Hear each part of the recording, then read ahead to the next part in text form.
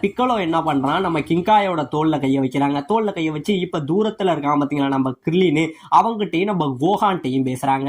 நம்ம கோஹான்ட்ட பேச எனக்குள்ள பிக்கலோ பேசுறாரு, இது எப்படி நடக்குது அப்படின்னு சொல்ல, இது மாதிரி கோஹான் நான் வந்து கிங்காய் மூலமா தான் உங்ககிட்ட பேசிக்கிட்டு இருக்கேன், நான் சொல்றத நல்லா புரிஞ்சுக்க. நீ அந்த டிராகன்ட்ட கேட்க வேண்டிய முதல் விஷயம் என்ன தெரியுமா, ஃபர்ஸ்ட் நீ என்ன உயிரோட கொண்டுட்டு வர சொல்லு அப்படின்னு சொல்ல, இவங்களுக்கு பயங்கரமான ஷாக்கு. என்னடா அவசரப்பட்டு நீ அதுக்குள்ள உயிரோட வர நிக்கிற, நாங்களா எப்படா வரதுங்கிற மாதிரி இவங்க எல்லாம் சண்டை போட்டுக்கிட்டு இருக்க.